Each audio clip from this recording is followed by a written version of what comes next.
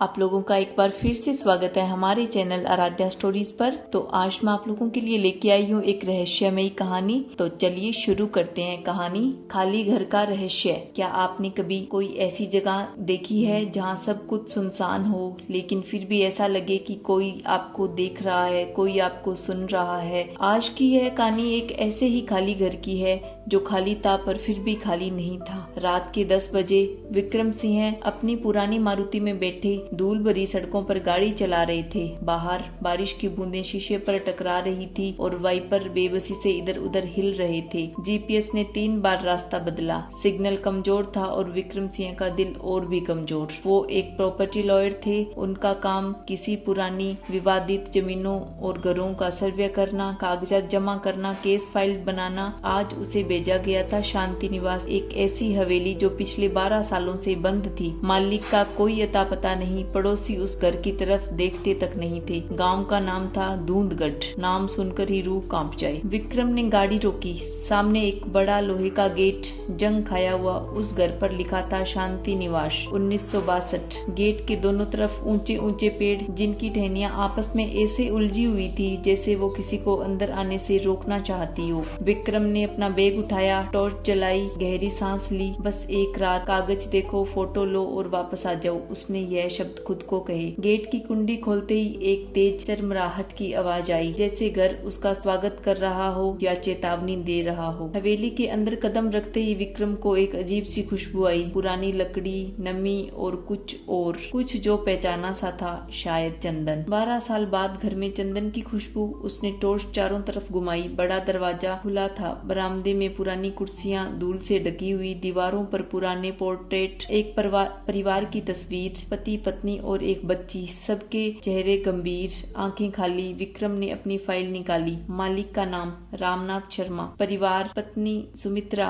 बेटी प्रिया, घर बंद होने की तारीख 14 मार्च 2011, कारण अज्ञात। पड़ोसियों के अनुसार परिवार रात को चला गया और कभी नहीं लौटा। रात को चला गया? विक्रम ने ठंडी सांस भरी और आगे बढ़ा। ड्राइंग रूम में एक बड़ी सी मेज थी, उस पर धूल जमी थी, लेकिन विक्रम ने देखा कि धूल पर उंगलियों के निशान थे, ताजे, जैसे किसी ने अभी अभी हाथ रखा हो। उसका दिल धड़कने लगा। यहाँ कोई है, लेकिन उसने खुद को समझाया, शायद ये उसी के निशान हैं आते वक्त, लेकिन वो तो अभी अभी आया था, मेज तक गया ही नहीं। उसने फोटो ली और ऊपर जाने का फैसला किया। सीढ़ियां पुरानी थी, हर कदम पर करहाट। ऊपर पहुंचते ही विक्रम को 3 कमरे दिखे। पहले 2 कमरे बंद थे, लेकिन तीसरे का दरवाजा खुला था और उस खुले दरवाजे से एक रोशनी आ रही थी, मोमबत्ती की रोशनी। विक्रम का पूरा शरीर सुन्न हो गया। 12 साल के बाद घर में जलती हुई मोमबत्ती। उसका हाथ अपने आप जेब की तरफ गया। फोन निकाला, नंबर डायल किया, पर नो सिग्नल, बिल्कुल सिग्नल नहीं था। वो वापस जा सकता था, उसे जाना चाहिए था, लेकिन एक चीज ने उसे रोका। उस कमरे से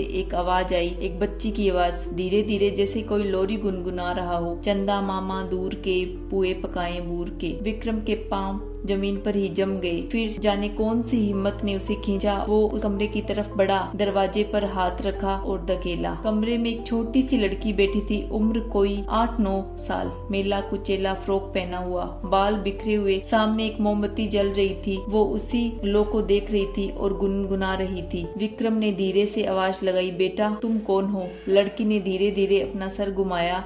उसकी आंखें सफेद थी, पुतलियां नहीं। विक्रम चीखने वाला ही था। लड़की ने आंखें झपकाई और पुतलियां वापस आ गई। वो डरी हुई, कांपती हुई एक आम बच्ची थी। उसकी आंखें रोते रोते लाल थी। जो सफेद दिखा था वो रोशनी का रिफ्लेक्शन था। मत चिल्लाना, लड़की ने कहा, वो सुन लेगा। कौन? विक्रम ने फुसफुसाया। लड़की ने नीचे की तरफ उंगली उठाई। लड़की का नाम अनु। वो 5 दिन से इसी घर में थी, भागती हुई आई थी। धीरे धीरे उसने कहानी बताई। अनु के माता पिता गांव के जमींदार दयाराम पटेल के घर में काम करते थे। दयाराम एक क्रूर इंसान था। उसने अनु के पिता पर झूठा इल्जाम लगाकर उसे जेल में भिजवा दिया, पर माँ मर गई ठंड और भूख से। और अनु को पकड़वाना चाहता था दयाराम, ताकि वो उसके खिलाफ कभी मुंह न खोले। अनु 5 दिन से इसी खाली घर में छुपी हुई थी। खाना नहीं, पानी नहीं, बस मोमबत्ती थी जो उसे पुराने घर में मिली थी। विक्रम का दिल भर आया। लेकिन तुमने कहा वो सुन लेगा, वो कौन? विक्रम ने पूछा। अनु ने खिड़की की तरफ इशारा किया।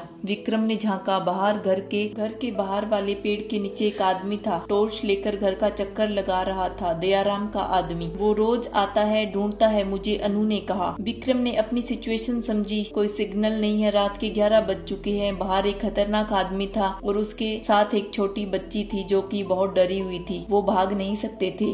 गेट तक जाते ही वो आदमी देख लेता। विक्रम ने सोचा वो लायर है, डॉक्यूमेंट उसके पास थे और इस घर का असली राज वो अभी तक नहीं जानता था। अपनी फाइल दोबारा खोली और उसे ढंग से पढ़ा। रामनाथ शर्मा जिसके नाम पर यह हवेली था, उनका परिवार 2011 से गायब हुआ था, लेकिन कोर्ट रिकॉर्ड में एक नोट था जो विक्रम ने पहले ध्यान से नहीं पढ़ा था। Case filed by Dayaram Patel. Dayaram Patel, वही नाम। विक्रम का दिमाग तेजी से चला। दयाराम ने रामनाथ के परिवार को भी भगाया था और अब इस घर पर कब्जा करना चाहता है और उसी दयाराम का आदमी अभी भी इस घर के चक्कर लगा रहा था। तभी नीचे से तेज आवाज आई, धड़ाम। मुख्य दरवाजा टूट गया। छुप जाओ। विक्रम ने अनु को पलंग के नीचे धकेला, खुद दरवाजे के पीछे खड़ा हो गया। नीचे से कदमों की आवाज आ रही थी। एक नहीं, दो आदमी। ऊपर देखो, एक आवाज आई है। कदम सीढ़ियां चढ़ने लगे। विक्रम ने मोमबत्ती बुझाई। अंधेरा छा गया। पहला आदमी दरवाजे के पास आया, अंदर झांका, टॉर्च जलाई। विक्रम ने दरवाजा पूरी ताकत से धकेला। आदमी पीछे गिरा। टॉर्च उसके हाथ से छूट गई। दूसरा आदमी दौड़ता हुआ आया। विक्रम भागा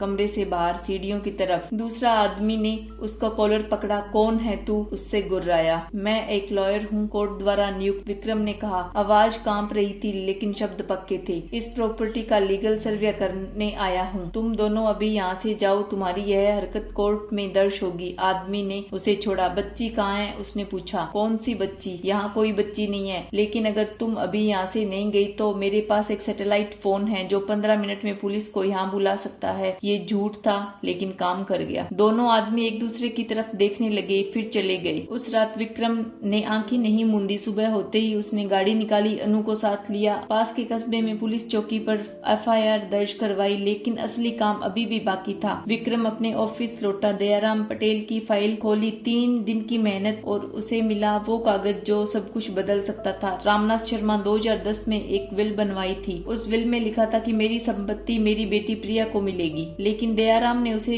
नष्ट करवा दिया और रामनाथ के परिवार को झूठे केस में फंसाकर गांव से भगा दिया था। वही प्रिया, वो बच्ची अब कहाँ थी? विक्रम ने जब अनु का पूरा हाल सुना तो एक बात उसे बार बार खटती रही। अनु ने कहा था मेरी माँ यहाँ पहले रही है। उन्होंने बताया था कि इस घर में एक तहखाना है। तहखाना? विक्रम उस रात वापस गया, इस बार पुलिस के साथ। घर की पुरानी नींव की जांच हुई। किचन के नीचे एक पत्थर का दरवाजा मिला। जब खोला, अंदर एक कमरा था और उस कमरे में धूल से ढके पुराने डॉक्यूमेंट्स का एक बक्सा। रामनाथ शर्मा ने माँ के असली दस्तावेज, असली विल और एक डायरी। रामनाथ की डायरी का आखिरी पन्ना पढ़कर विक्रम की सांसें रुक गई। उसने लिखा, अगर कोई यह पढ़ रहा है तो जानो दयाराम ने हमें जान से मारने की धमकी दी है। हम जा रहे हैं, पर ये दस्तावेज यहीं छोड़कर। एक दिन सच सामने आएगा। मेरी बेटी प्रिया जो अब बड़ी हो चुकी होगी वो जरूर लौटेगी। इस घर का, एक जमीन का असली हकदार होगा। और तब पुलिस अफसर ने एक कॉल किया। 2 घंटे बाद एक औरत आई, उम्र कोई 21-22 साल, आंखों में सालों की तकलीफ, हाथ में एक पुरानी तस्वीर उसी घर की। वो प्रिया शर्मा थी, रामनाथ की बेटी, जो 12 साल से किराए के घरों में भटकती रही, जिसे पता ही नहीं उसके नाम पर एक पूरी हवेली है। प्रिया ने जब वो डायरी पढ़ी उसके आंख से आंसू नहीं रुके। और अनु, जिसके पिता